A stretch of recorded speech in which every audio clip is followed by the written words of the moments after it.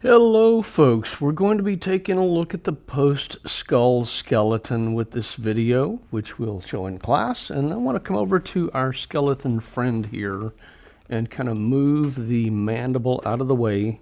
There is a hyoid bone right here underneath the jaw. It has the distinction of being the only bone in the body that's not connected to any other bone by a joint. So we'll put that jaw back in place, and we're next going to be looking at vertebrae, where we need to learn several major parts: the body, the lamina, the transverse process, the spinous process, and then we'll look at the individual vertebrae types: cervical, thoracic, lumbar, sacral, and coccyx. So we're going to begin actually with a thoracic vertebrae, where we're going to learn body, lamina, transverse process, and spinous process.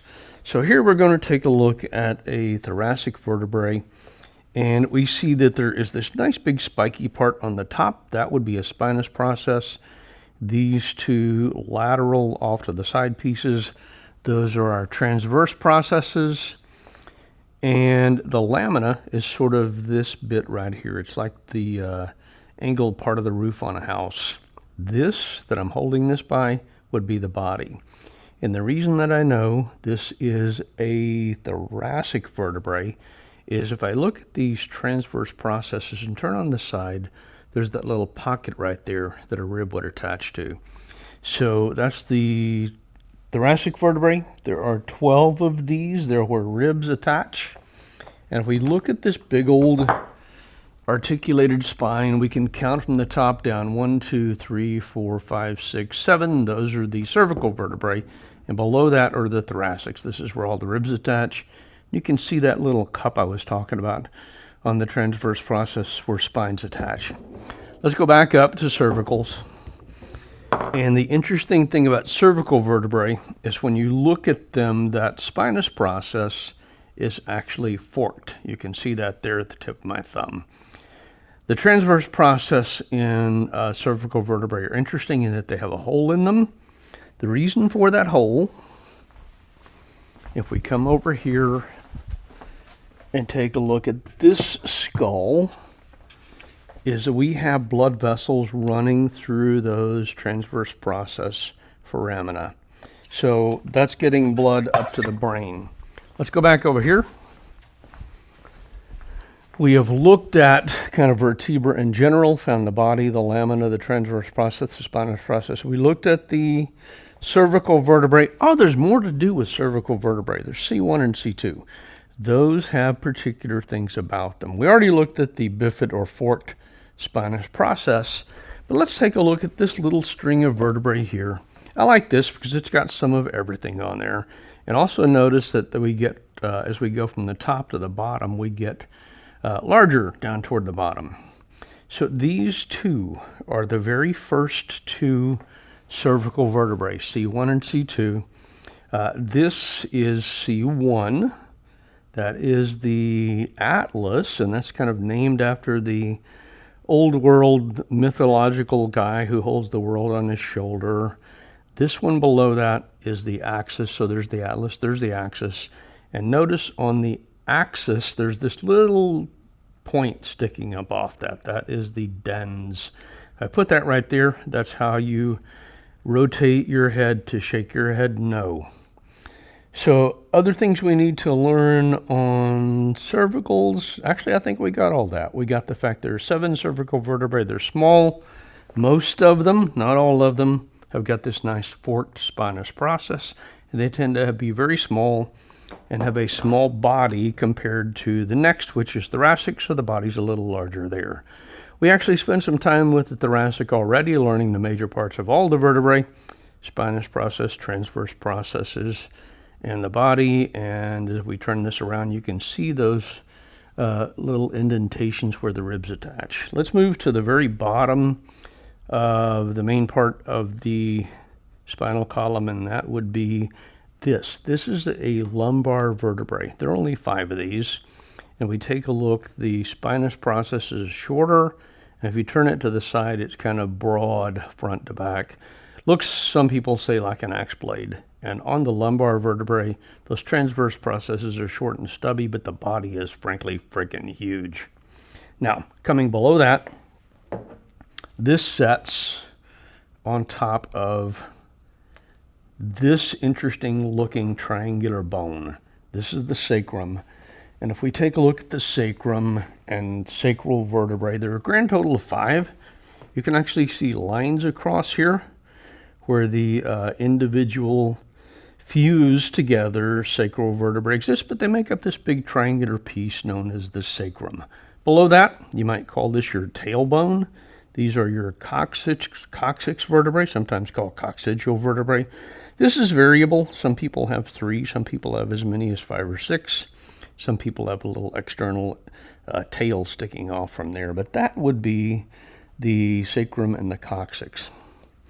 We next need to move on to the sternum, which we see here. This some people call your breastbone. And if we take a look at that, there are 3 parts to the sternum: manubrium, body, and xiphoid process. The manubrium is at the top, the body's in the middle, and the xiphoid process is at the bottom. So if we look at this, you see a little line right here. That little line from there up is the manubrium. You can feel that on yourself if you put your finger in your neck and run it down to the notch on the top of your neck. You can feel the little notch on the top of the manubrium. From that line down to here, this part is called the body of the sternum, and it's where a lot of ribs attach. And hanging out at the very, very bottom, I'm holding on to it right now, is this interesting bit called the xiphoid or xiphoid process. Now let's step sideways to a skeleton and take a look at all of that same thing. We can see the manubrium up here, the body down here, the xiphoid process down here. The next thing for us to look at is ribs. While we're here, let's look at them sort of attached to the skeleton. And the thing I want you to notice, we have our very first rib up here. It's an interesting rib shape. It's flat. I'll show you that in a minute back over there. It attaches directly to the manubrium. Then we come down to rib number 2, which attaches where the manubrium joins the body of the sternum.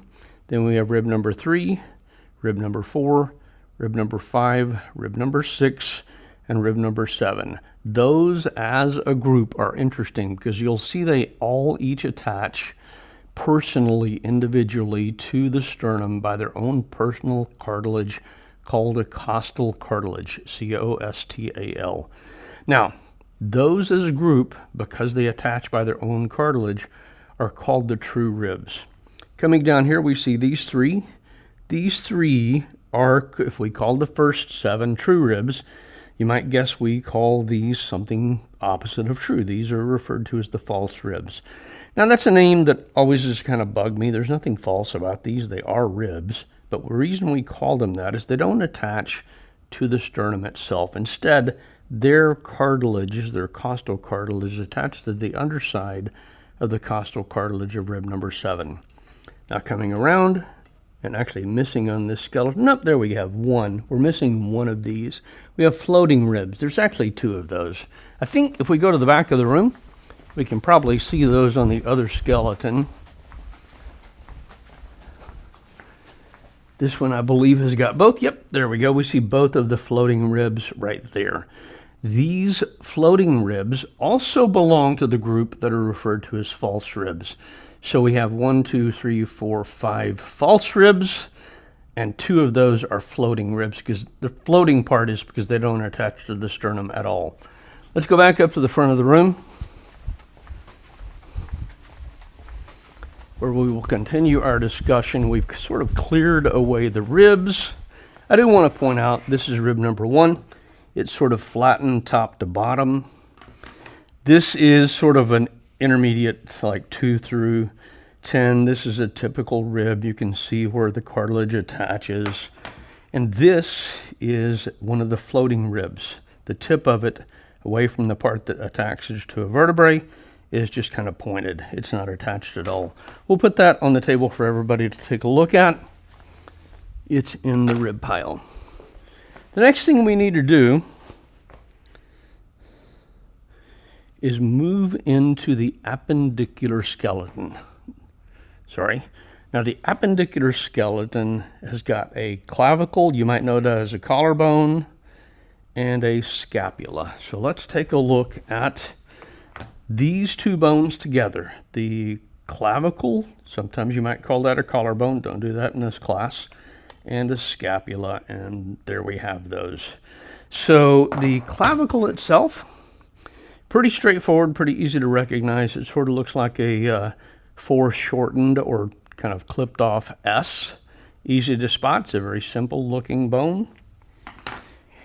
Then the other bone we care about here is a scapula. Don't call this a shoulder blade. This is properly called a scapula. It's got a nice curved edge that fits up against the side of your back. A very prominent feature here is this big old spine that ends in the, what's it called over here?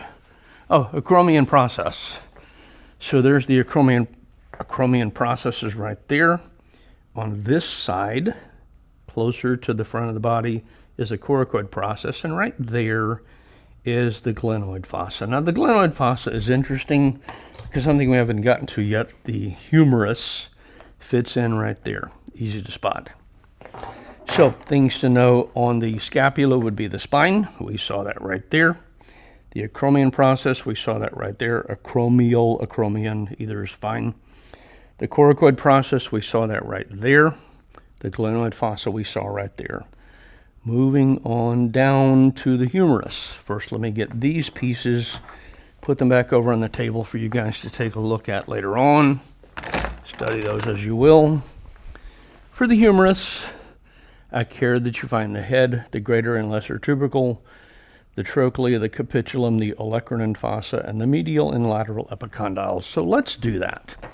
This is a humerus. Let me get all these vertebrae out of our way. They're kind of taking up space. In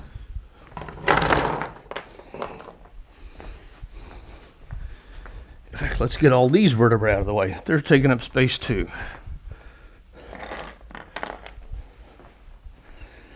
And let's take a look at the humerus. What do we need to find again? We needed to find the head, the greater and lesser tubercle, the trochlea, capitulum, olecranon fossa, medial and lateral epicondyles.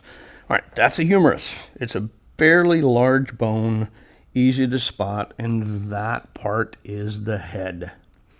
So it's the ball and socket of the femur. If we look here on the side, we got a big bump and a small bump. The big bump is the greater tubercle. The small bump is the lesser tubercle. If we come down here, we get to the trochlea, which is this part right here. You'll see in a minute that one of the two bones of the forearm fits there. We have a rounded off part right here, sort of a ball looking thing. That's the capitulum.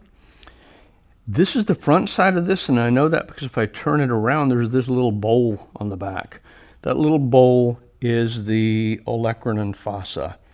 And then we have a side bump, and those are the epicondyles. This one is on the side that plugs into the shoulder, so that's medial. It's closer to the bottle. That's closer to the body. That is the medial epicondyle, and over here is the lateral epicondyle. Now, let me go for one of the two forearm bones. Here are the two forearm bones. One of those is the ulna, and the other is the radius. And if we take a look at the ulna, the thing I like about the ulna is it is one of the few bones in the body that's actually got a U that tells its name. So there's the U that is the ulna. As we look at the ulna, we need to find, actually I'm not going to worry much about the head. We need to find the olecranon process, which is this back here.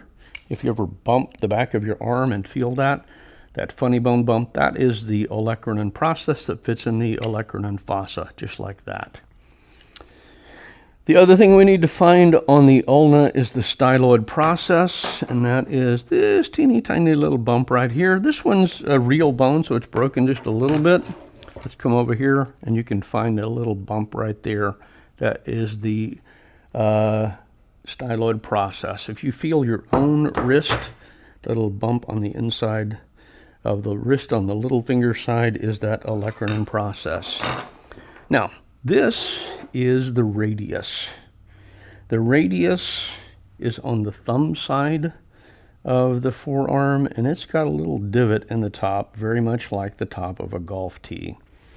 So that's handy. It's sometimes useful to get hold of an entire upper limb to compare all of those. The humerus, the ulna on the little finger side, and the radius on the thumb side. The next thing for us to do is to look at the hand. And as we look at the hand, you can see we have these bones here, which are the carpals. There are 2 rows. And here's the proximal row, here's the distal row, and you actually need to know the names of those. Those are the scaphoid, lunate, triquetrum, pisiform, trapezium, trapezoid, capitate, and hamate. I'm going to let you guys use Practice Anatomy Lab to find those. And you need to know the names: scaphoid, lunate, triquetrum, pisiform, trapezium, trapezoid, capate. And I would like you to be able to pick one out and tell me what they are. Scaphoid, lunate, triquetrum, pisiform, trapezium, trapezoid, capitate, hamate. Might be hard to remember. Here's a little phrase that might help you figure those out. Scared lovers try positions that they can't handle. Scared scaphoid. Lunate lovers try triquetrum. Try. There you go. Anyway, that'll help. So we also, continuing to look at the hand, need to look at metacarpals and phalanges. Metacarpals, meta means middle. When you look at a skeletal hand, it looks for all the world like it's got really long fingers. It doesn't. These bones right here, these first set of long bones are the metacarpals. And you have 5 of those, 1 for each finger. There's the one for the thumb. And then we get into the finger bones proper. Those are the phalanges. And if we look over here, we see that we have proximal, middle, and distal. This is proximal, this is middle, this is distal. Proximal, middle, get out of the way. Proximal, middle, distal. Proximal, middle, distal. Proximal, middle, distal, but the thumb itself only has proximal and distal. There is no middle phalanx on the thumb. By the way, phalanx is a single bone. Together they are phalanges. So these are the carpals. You need to know their individual names. These are the metacarpals, and these are the phalanges. Let's put all of these over here out of the way where you guys can study them when you're in the room with me. Then we move on to the lower limb. Let me get some bones for that. I've got those here. That bone will help me. So will these. So will this and these. And we're good. So this is, scroll. We need to take a look at a femur first. And in the femur, we need to find the femur, which is this big bone. The head, the neck, the greater trochanter, the lesser trochanter, the lateral and medial condyles. Things in red you can forget about. So as we take a look at the femur, actually let me grab that and bring it up here. That'll work. As we take a look at the femur, first off, that's a femur. It's the biggest bone in the body. This is the head. This, which I can wrap my fingers around, is the neck. Easy to spot. We also need to find greater and lesser trochanter, and those are these 2 big bumps. That's the greater trochanter, that's the lesser trochanter. All of those are up around the top of this where this thing plugs into the hip. Down at the very bottom, we have lateral and medial condyles. These are these 2 big bumps that you can see easily on the back of the femur. Keep in mind that this big ball, the head, would plug into the hip. So that's going to be closer to the torso. This would be the medial condyle, and this would be the lateral condyle. So those are the pieces you need to find on the femur. Let's move on.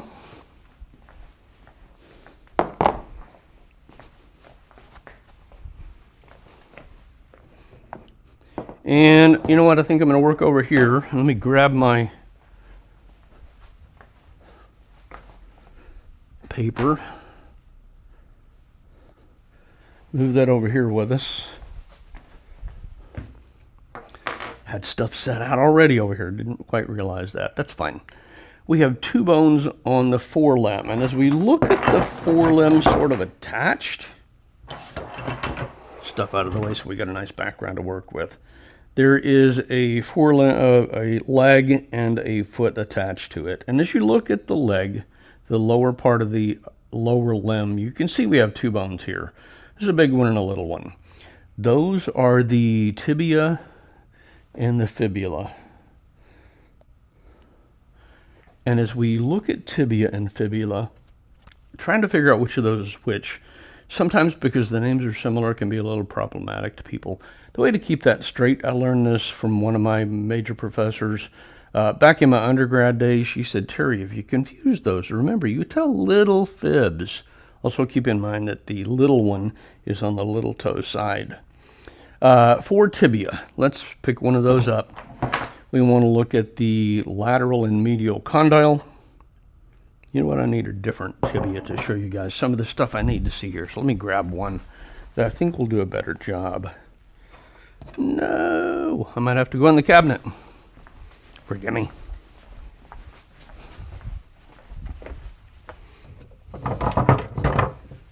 That will do what I want. So, we need to take a look at lateral and medial condyle and medial malleolus. Let's take a look at this. And up here at the top, we have this shallow depression and this shallow depression. Those are the condyles. We need to figure out which is lateral and which is medial. If we look down, this is the big toe side. So this must be the medial, what is it? Condyle. Over here is the lateral condyle. Down on the bottom, this little sticky down part, which we can see on this tibia, is the medial malleolus. The medial malleolus, you can see on this foot, kind of helps keep all of this attached onto the ankle. Let's set that down, and I want to next pick up the fibula. If we look at the fibula, the main thing I want you to find on this is the lateral malleolus. Back on this entire leg, we can see down here we have a pointy part that looks almost like an arrowhead, and that is the lateral malleolus. So the lateral malleolus and the medial malleolus of the tibia together act like a frame to keep that leg setting on top of the ankle, sort of maintaining its lock, if you will, on the foot. Let's set those down and take a look at the foot. So here we have, I'm just going to grab this like this. All of these bones back here, there are a total of 7 of them, and you need to know the names. There's a calcaneus, a talus, a navicular, a cuboid, a medial cuneiform, an intermediate cuneiform, a lateral cuneiform. And I'm going to tell you that for those, the best place for you to get a good idea of what you're looking at is going to be the Practice Anatomy Lab in Mastering. This big honking monster, your heel bone, is the calcaneus. This one that the tibia sits on top of, that's going to be the talus. And the rest of those going forward, I'm going to let you find. Now we have, if I hold all the carpals, the ankle bones, we then get to this set of bones right here. These are the tarsals. There's a little bit of a confusion point because when you're looking at the hand, you have carpals and metacarpals. In the foot, you have tarsals and metatarsals. If that confuses you, just keep in mind tarsals goes with toes. So we have tarsals, metatarsals, and then we will look at the toes. This is going to make you happy. It's pretty much identical to what we saw with the hand, the fingers. We have phalanges, proximal, middle, and distal.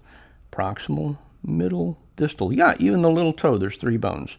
Proximal, middle, distal, proximal, middle, distal, proximal, middle, distal. And on the big toe, this is like the thumb, there's a proximal phalanx and a distal phalanx. So just like the thumb, the big toe only has 2 phalanges. So the only thing left for us to take a look at are actually not the only thing, we need to take a look at these guys. These are the kneecaps, the patella. That is a right patella, and that is a, double check myself, that's a left patella. How the heck did I know that? Well, if you take a look at the patella, They belong to a group of bones known as the sesamoid bones because they kind of look like a sesame seed. And if I take that sesame seed looking bone, you see the point on the bottom of that? I'm going to point it away from myself. I'm going to lay that down on the table and turn loose of it. And the way it falls, and it does it every time, it fell to the right. So that's a right patella. This one, there's the point at the bottom. I'm going to lay that down, and it fell to the left. So that's a right and a left patella. We do need to go over this pelvis. I totally forgot that it was back here. Let's scroll back. Pelvic girdle has got 2 innominate bones and a sacrum. This is an innominate bone. Innominate literally means bone with no name. There are actually 3 separate bones here. This big fan is the ilium. This back here, the part that you set on, you feel the bony bump when you sit on a hard chair, that's the ischium. And this is the pubis. This big socket that the head of the femur fits into, like this, that is the acetabulum. And there's a cool story that goes with that. I'll tell you that whenever we get into class. But that's where we go. So as we take a look at this, get that stupid tape off my model. I hate that. That's one of my big pet peeves. I'm putting my hands on my hips, if I will, and I'm actually holding the top of the ilium. So as we take a look at that, that's the ilium, and this big fan, maybe better seen on this big fan that is sticking above my hands here, that's the iliac crest right here. Back here is where you would set. So from here to here is the ischium, and up in front, just like this, is the pubic bone. So my thumb is going to go on the bottom there. Literally everything you can see between my fingers and my thumbs is the pubic bone. From here back to here, that's the ischium, and from here up to here is the ilium, and that socket again is the acetabulum. Now one more key fun thing to learn as we look at this stuff is I can show you how to tell which of these is male and which of these is female. And you might kind of get away with that already. This, like I said, is the pubic bone here. This is the pubic bone here. And there is a cool little test called the 2-finger test. If I take my 2 fingers right together and put them in that subpubic arch, when they touch, that's a male. This is a female. If I put my 2 fingers in that subpubic arch, there is wiggle room back and forth. So male pelvis, female pelvis. Should have done that before I did the lower limb, but I think we got everything we need to learn in this list today. And this list should already be in Teams. If it's not, I'll make sure it's there. And that's what we're going over today. Hope that helps.